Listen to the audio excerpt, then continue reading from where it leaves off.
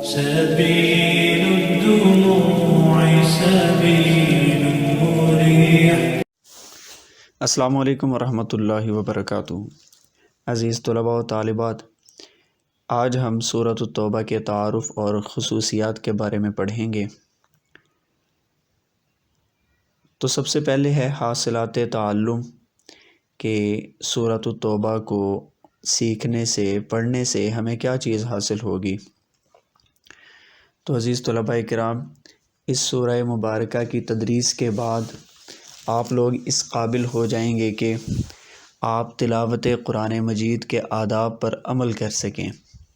قرآن کریم ایک عظیم الشان کتاب ہے، تو جس قدر عظیم الشان ہے اس کے آداب بھی اتنے ہی زیادہ ہیں، تو آداب پر عمل کر سکیں۔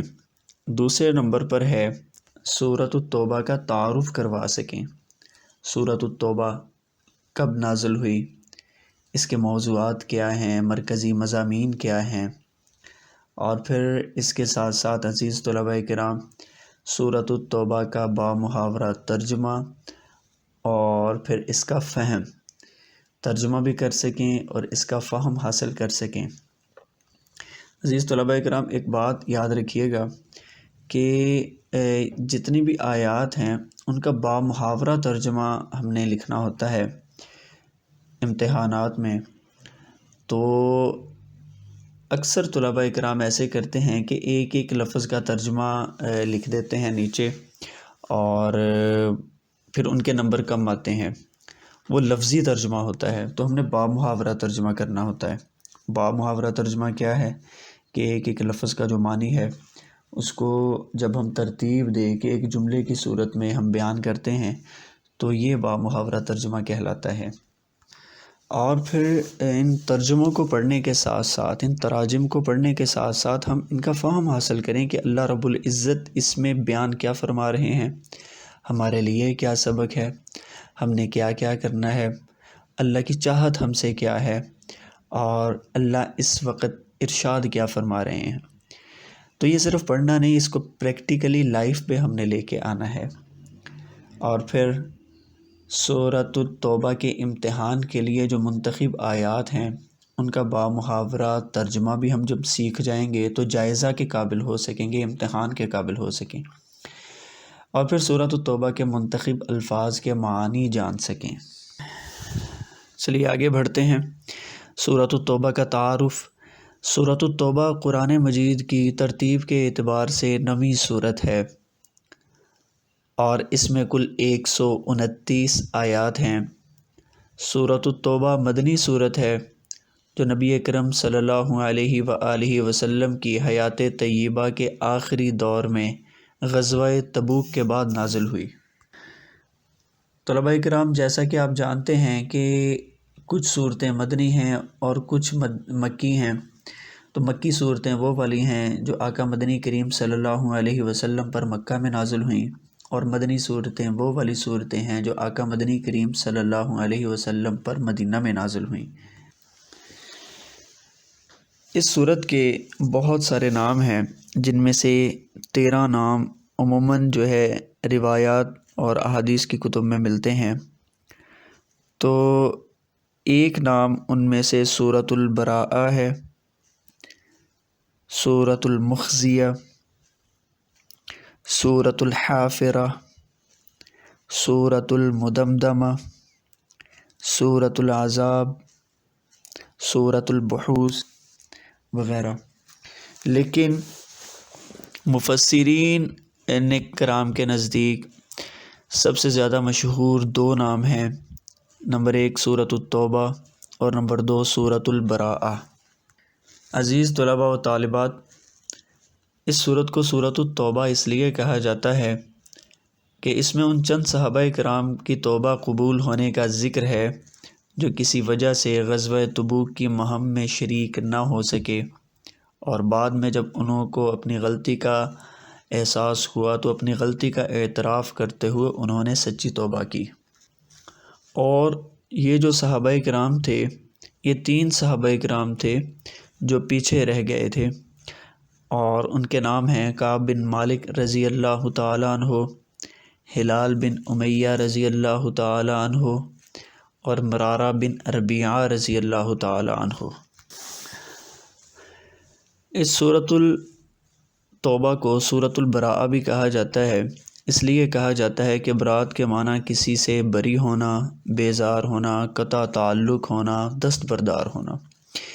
اس سورت کے شروع ہی میں اللہ تعالیٰ نے مشرکین سے بری الذمہ ہونے کا اعلان کرتے ہوئے فرمایا کہ اللہ تعالیٰ اور نبی علیہ الصلاۃ والسلام مشرکین سے بے نیاز اور قطع تعلق ہیں۔ سورہ براءہ اور سورہ توبہ، اس کی خصوصیت یہ ہے کہ اس سورت کے شروع میں بسم اللہ نہیں لکھی جاتی اور نہ پڑھی جاتی ہے۔ اب یہ لکھی کیوں نہیں جاتی، پڑھی کیوں نہیں جاتی؟ علماء کرام لکھتے ہیں کہ جب قرات کا سلسلہ پیچھے سے چلتا آ رہا ہو، مطلب سورۃ الانفال پڑھتے پڑھتے پڑھتے جب وہ ختم ہو جائے تو یہ سورت جب شروع کرنی ہو تو پھر بسم اللہ نہیں پڑھی جائے گی۔ ہاں البتہ اگر سورۃ براءت سے ہی قرات کی ابتدا کرنی ہو تو بسم اللہ پڑھی جائے گی۔ اس سورت کے شروع میں بسم اللہ نہ لکھے جانے کے متعدد وجوہات مفسرین کرام نے نقل کی ہیں، مگر ان سب میں سے وہی سورت راجح ہے جس کو علامہ سیوطی رحمۃ اللہ علیہ نے اختیار کیا ہے، یعنی اس سورت کے شروع میں بسم اللہ نازل نہیں ہوئی۔ اس کے علاوہ ہر سورت کے شروع میں بسم اللہ نازل ہوئی ہے، اور نہ آپ صلی اللہ علیہ وسلم نے سورہ توبہ کے شروع میں بسم اللہ لکھنے کا حکم فرمایا۔ حضرت جبرائیل علیہ السلام جب کوئی آیت لے کر آتے تو بحکم خداوندی یہ بھی بتاتے کہ یہ آیت فلاں صورت میں فلاں آیت کے بعد رکھو۔ اس سے معلوم ہوا کہ قرآنی آیات اور صورتوں کی ترتیب توقیفی ہے۔ جب بھی کوئی صورت نازل ہوتی تو اس کے ساتھ اس کے شروع میں بسم اللہ بھی نازل ہوتی، مگر جب سورہ توبہ نازل ہوئی تو اس کے ساتھ بسم اللہ نازل نہیں ہوئی، اور نہ رسول اللہ صلی اللہ علیہ وسلم نے اس کے شروع میں بسم اللہ لکھنے کا حکم فرمایا۔ حضرت عثمان غنی رضی اللہ تعالیٰ عنہ نے جب اپنی خلافت کے زمانے میں قرآن مجید کو کتابی صورت میں ترتیب دیا تو دیگر صورتوں کے برخلاف سورہ توبہ کے شروع میں بسم اللہ نہ تھی، اس لیے یہ شبہ ہوا کہ شاید مستقل صورت نہ ہو بلکہ کسی صورت کا جز ہو۔ مضامین کے اعتبار سے سورہ انفال اس کے مناسب معلوم ہوئی، اسی وجہ سے سورہ توبہ کو سورہ انفال کے آخر میں رکھا گیا۔ چونکہ سورہ توبہ کے بارے میں دو احتمال تھے، ایک یہ کہ اول صورت کا جز ہو، دوسرے یہ کہ مستقل صورت ہو۔ اول صورت یعنی اس سے پہلے والی کو جو کوئی اور صورت ہے اس کا یہ جز ہے، اور دوسرا یہ کہ یہ مستقل صورت ہے۔ دونوں احتمالوں کی رعایت اس طریقہ پر کی گئی کہ بسم اللہ تو نہ لکھی گئی مگر بسم اللہ کی جگہ خالی چھوڑ دی گئی۔ اس ترکیب سے دونوں احتمالوں کی رعایت ہو گئی۔ اور پھر حضرت علی رضی اللہ تعالیٰ عنہ سے سورہ توبہ کے شروع میں بسم اللہ نہ لکھنے کی جو یہ وجہ منقول ہے کہ بسم اللہ امان ہے، امن ہے، اور سورہ توبہ میں کفار کے امان اور عہد و پیمان کو ختم کرنے کا اعلان کیا گیا ہے، لہٰذا مناسب یہی تھا کہ اس کے شروع میں بسم اللہ نہ لکھی جائے اور نہ پڑھی جائے۔ یہ محض ایک نکتہ ہو سکتا ہے۔ اور پھر عزیز طلباء و طالبات، مسلمانوں کو منافقین سے نجات بھی ملی ہے۔ سورۃ التوبہ میں مسلمانوں کو منافقین سے نجات دینے کی بھی بات کی گئی ہے، کیونکہ اس صورت میں منافقین کی سزا کے متعلق آیت نازل ہوئی، جس کے نتیجے میں نبی اکرم صلی اللہ علیہ وسلم نے کئی منافقین کو نام لے کر مسجد نبوی سے نکال دیا اور عذاب قبر سے پہلے ہی ذلت و کا مقدر بنے۔ عزیز طلباء و طالبات، اس مقام پر یہ جان لینا ضروری ہے کہ فتح مکہ کے بعد دور اسلامی کا پہلا حج 8 ہجری میں قدیم طریقہ پر ہوا تھا، اور پھر 9 ہجری میں دوسرا حج مسلمانوں نے ادا کیا، لیکن یہ حج مسلمانوں نے اپنے طریقے پر ادا کیا۔ اس کے بعد تیسرا حج 10 ہجری میں ہوا، اور یہی وہ مشہور حج ہے جسے حجۃ الوداع کہتے ہیں۔ آپ صلی اللہ علیہ وآلہ وسلم پہلے 2 حجوں میں تشریف نہیں لے گئے۔ تیسرے حج میں جب کہ جزیرۃ العرب سے کفر کا مکمل استیصال ہو گیا، تب آپ صلی اللہ علیہ وسلم نے حضرت ابوبکر صدیق رضی اللہ تعالی عنہ کو امیر الحج بنا کر بھیجا۔